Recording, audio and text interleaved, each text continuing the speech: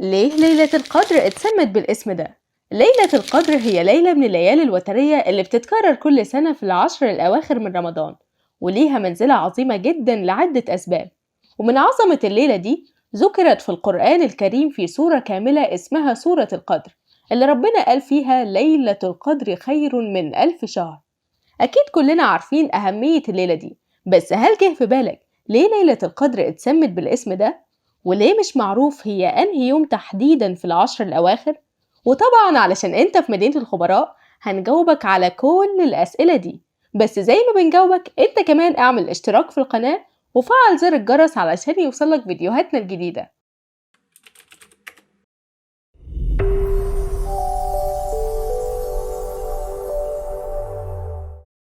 العلماء اختلفوا كتير في سبب التسمية لأنه مش معروف ومش مؤكد السبب، بس هقولك على اللي العلماء اقترحوه.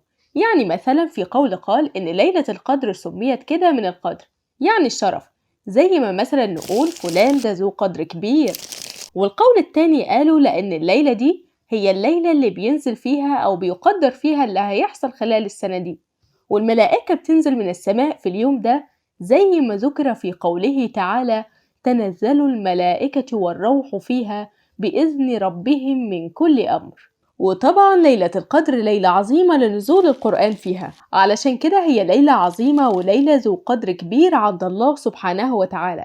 والليلة دي من عظمتها وقدرها العالي عند الله سبحانه وتعالى، الرسول قال في حديث من قام ليلة القدر إيمانا واحتسابا غفر له ما تقدم من ذنبه. طيب هيجي في بالك سؤال دلوقتي، هي ليلة القدر بتكون امتى بالظبط؟ هقولك اسمع معايا الحديث ده. عن عائشة رضي الله عنها قال رسول الله صلى الله عليه وسلم تحروا ليلة القدر في العشر الأواخر من رمضان، رواه البخاري.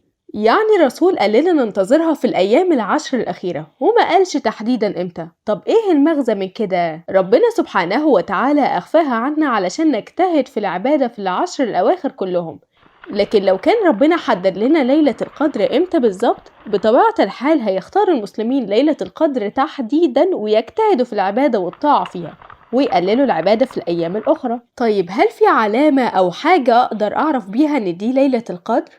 الشيخ ابن عثيمين رحمه الله قال إنه في علامات لليلة القدر، منها علامات مقارنة وعلامات لاحقة. فقال إن العلامات المقارنة بتتمثل في الراحة النفسية اللي بتحس بيها وقوة النور والإيمان اللي بيكونوا فيها وهدوء وسكون الهواء، يعني بيكون الجو لطيف، لا هو بيميل للحرارة لو الجو في الطبيعة بيكون حر، ولا للبرودة لو الجو في الطبيعة ساقعة.